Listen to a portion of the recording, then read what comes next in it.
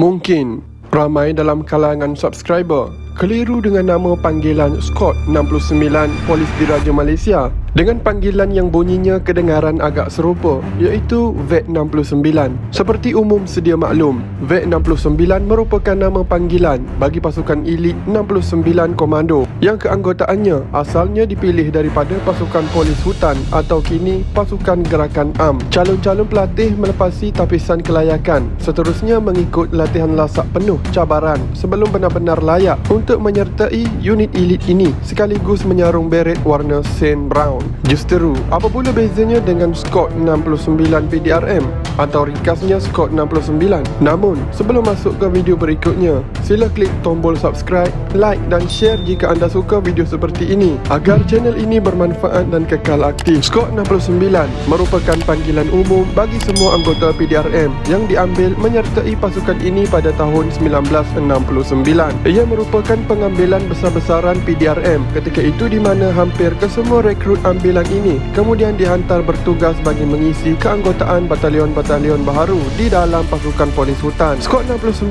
yang pengambilannya lebih 8,000 orang para belia ini merupakan pengambilan besar-besaran PDRM ketika itu bertujuan bagi pembesaran pasukan polis hutan. Kerajaan ketika itu melihat perlunya pasukan polis hutan diperbesarkan berikutan ancaman pengganas komunis. Ini kerana tahun 1968 hingga 69 merupakan kebangkitan semula operasi subversif PKM apabila melancarkan darurat kedua atau insurgensi. Menoleh kembali, darurat kedua atau insurgensi bermula pada 1968 apabila PKM menyusun kembali unit-unit penggempurnya bagi melancarkan kebangkitan semua selepas stand down kerana tewas masa darurat 1948 hingga 1960. Bibit kebangkitan ideologi komunisme ini sedikit sebanyak turut mencetuskan peristiwa berdarah rusuhan 13 Mei 1969 yang turut dipercayai melibatkan pengaruh pengganas komunis atau mencetuskan huru-hara di dalam negara. Sehubungan itu, kerajaan mengambil langkah membesarkan pasukan tentera termasuklah polis dan ini menyaksikan pembesaran batalion-batalion infanteri PPH di seluruh semenanjung ketika itu. Ambilan Skot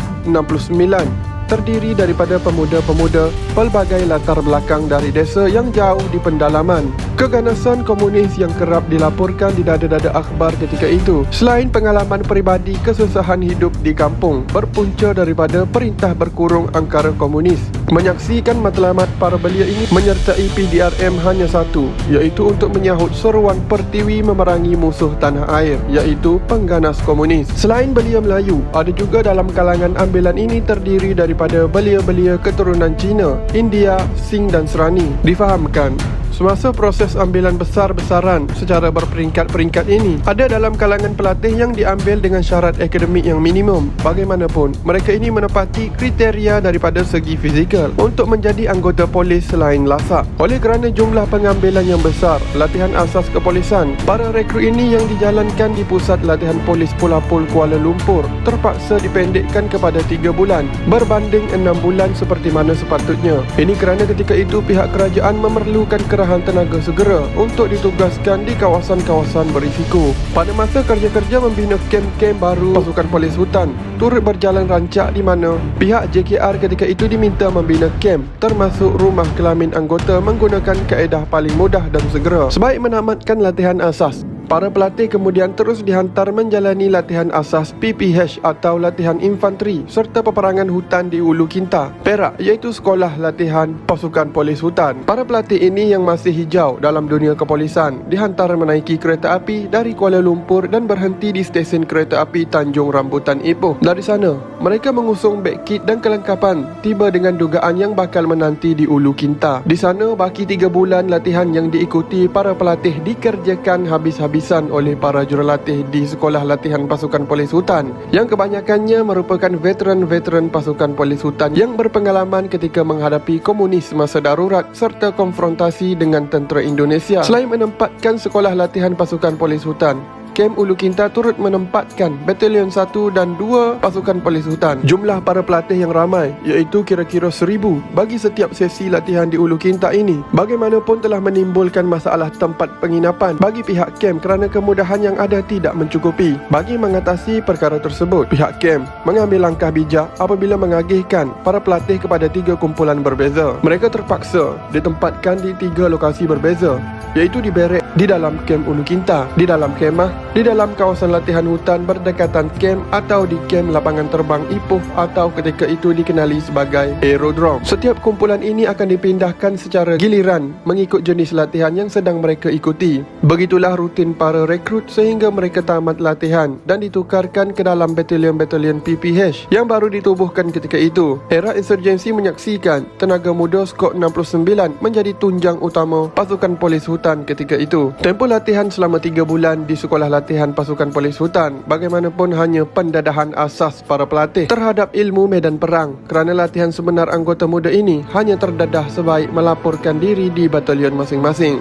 Semasa di batalion, anggota-anggota baharu ini sekali lagi mengikuti latihan ulang kaji. Kali ini di bawah pengawasan dan pimpinan anggota veteran di batalion mengikut platoon masing-masing. Penubuhan batalion-batalion baru pasukan polis hutan menyaksikan ramai anggota lama di batalion sedia ada ditukarkan bagi mengisi kekosongan di pasukan baharu dengan perjawatan kritikal seperti platoon sarjan dan ketua seksyen. 2 kumpulan perjawatan inilah yang menjadi tunjang dalam membimbing anggota-anggota baharu infanteri pasukan polis hutan ketika ini. Hampir kebanyakan jawatan platoon sarjan diisi oleh anggota lama berpangkat korporal, manakala ketua seksyen pula oleh anggota lama berpangkat lance corporal atau constable senior. Mereka yang merupakan veteran era darurat dan konfrontasi memiliki pengalaman yang cukup banyak dalam selok-belok peperangan hutan dan taktik pertempuran insurgensi. Kebanyakan daripada mereka masak dengan taktik perang gerila selain arif dengan corak taktikal pengganas komunis di dalam hutan. Pengalaman sebahagian besar orang-orang lama ini semasa konfrontasi memerangi tentera dan sukarelawan Indonesia yang menyusup masuk menyaksikan mereka lebih bersedia dan tidak gentar dengan PKM.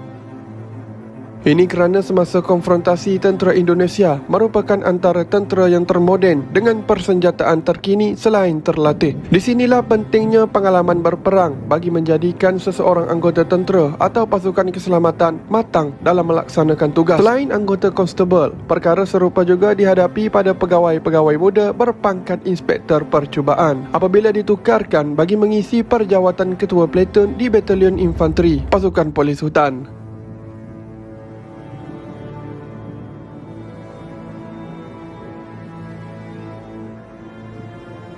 Mereka yang baru tamat latihan peperangan hutan tanpa ada pengalaman perlu berlatih dengan bimbingan oleh platoon sarjan.